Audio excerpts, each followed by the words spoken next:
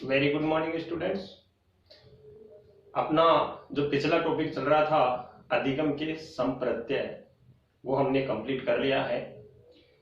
आज हम नया जो टॉपिक स्टार्ट कर रहे हैं वो है अधिगम के सिद्धांत। आज हम अधिगम के सिद्धांतों के बारे में परिचर्चा करेंगे और अधिगम के सिद्धांतों को विस्तार से समझने का, जानने का प्रयास करेंगे। तो साथियों, ये जो अधिगम के सिद्धांत हैं इनको दो भागों में बांटा गया है। अधिगम के सिद्धांतों को दो भागों में बांटा गया है और वो दो भाग कौन कौन से हैं? इसका पहला प्रकार है अधिगम के साहचर्य के सिद्धांत। पहला प्रकार है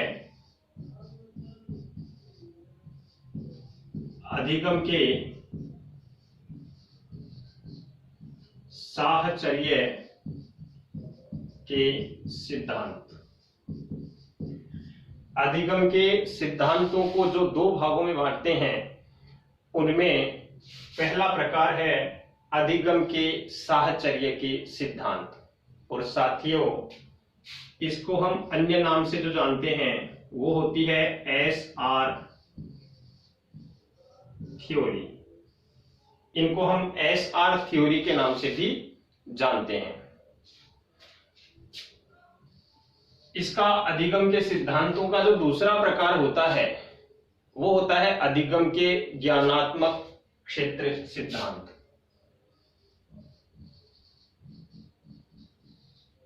अधिगम के ज्ञानात्मक क्षेत्र सिद्धांत, और इनको हम SOR थ्योरी के रूप में भी जानते हैं। तो दो प्रकार हो गए, एक हो गए अधिगम के साहचर्य के सिद्धांत और दूसरे हो गए अधिगम के ज्ञानात्मक क्षेत्र के सिद्धांत। अब ये जो अधिगम के साहचर्य के जो सिद्धांत हैं इसमें कौन कौन से शामिल होते हैं? सबसे पहले अनुकूलित अनुक्रिया का सिद्धांत।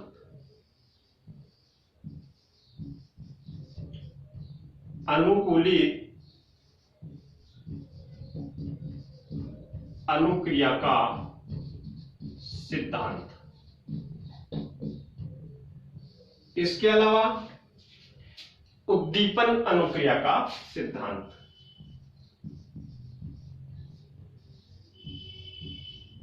उद्दीपन अनुक्रिया का सिद्धांत। इसके अलावा पुनर्बलन का सिद्धांत।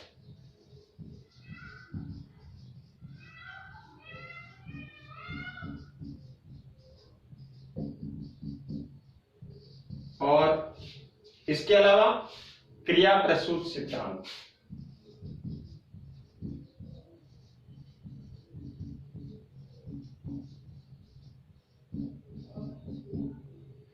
इस प्रकार से अधिगम के साहचर्य के सिद्धांतों में अनुकूलित अनुक्रिया का सिद्धांत, उद्दीपन अनुक्रिया का सिद्धांत, पुनर्बलन का सिद्धांत और क्रिया प्रसूत सिद्धांत शामिल हैं। फिर बात करते हैं अधिगम के ज्ञानात्मक क्षेत्र के सिद्धांत यानी SOR थ्योरी। तो इनमें SOR थ्योरी में पहला है गेस्टाल्ट सिद्धांत।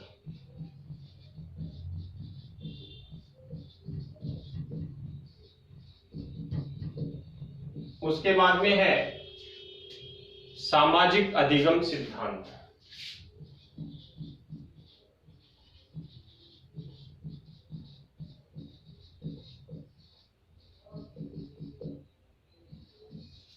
सामाजिक अधिगम सिद्धांत के बाद में तल रूप अधिगम सिद्धांत।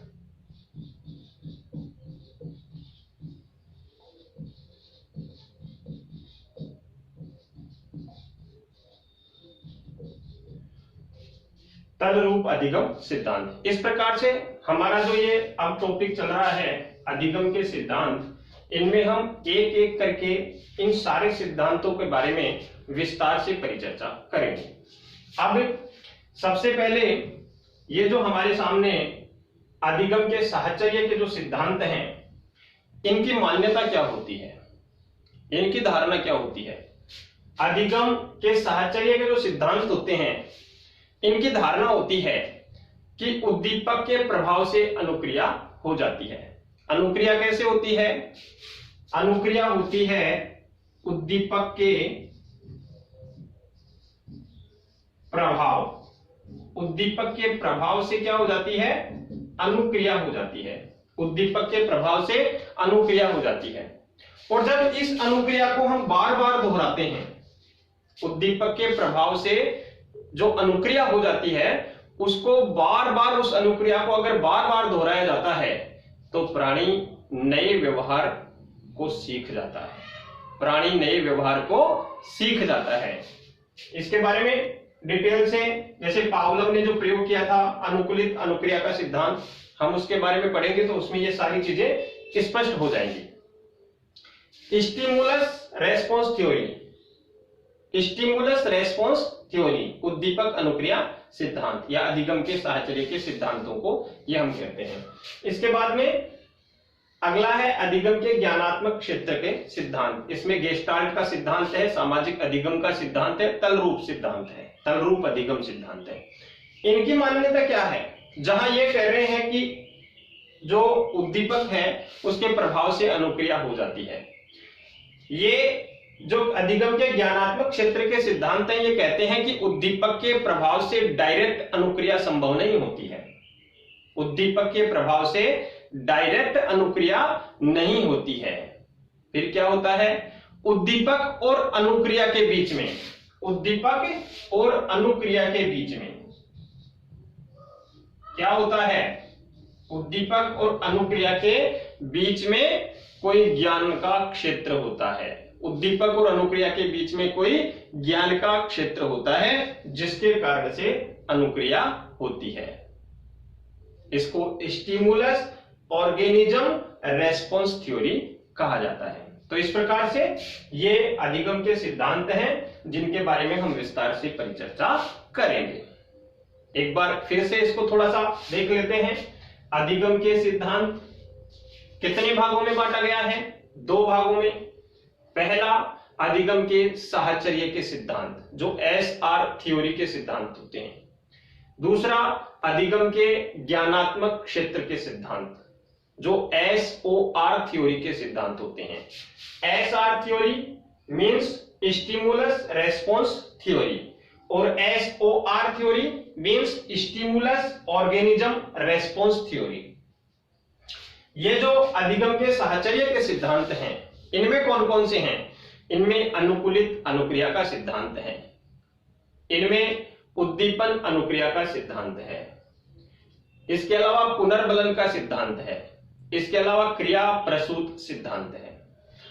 वहीं अधिगम के ज्ञानात्मक क्षेत्र के जो सिद्धांत हैं, इसमें गेस्टाल्ट का सिद्धांत शामिल है, इसमें सामाजिक अधिगम का सिद्धांत शामिल है, इसमें तलरूप अधिगम का सिद्धांत शामिल है। फिर बात करें इनकी मान्यताओं की, तो अधिगम के साहचर्य के जो सिद्धांत हैं, इनका क्या मानना है? इनका मानना है कि उद्दीपक के प्रभाव से अनुक्रिया हो जाती है। उद्दीपक जो प्रभाव डालता है उस प्रभाव के कारण से अनुक्रिया हो जाती है और इस अनुक्रिया को बार बार करवाया जाता है या दोहराया जाता है तो प्राणी नए व्यवहार को सीख जाता है। अधिगम के ज्ञानात्मक क्षेत्र के जो सिद्धांत हैं, उनकी मान्यता क्या है? उनकी मान्यता है कि उद्दीपक के प्रभाव से डायरेक्ट अनुक्रिया संभव नहीं होती है। डायरेक्ट अनुक्रिया नहीं होती है। कैसे होती है? उद्दीपक और अनुक्रिया के बीच में कोई ज्ञान का क्षेत्र होता है। उद्दीपक और अनुक्रिया के बीच में कोई ज्ञान का क्षेत्र होता है जिससे कि अनुक्रिया हो जाती है। इस प्रकार से ये अधिगम के जो सिद्धांत हैं, इनको एक एक करके हम विस्तार से समझने का प्रयास करेंगे। धन्यवाद।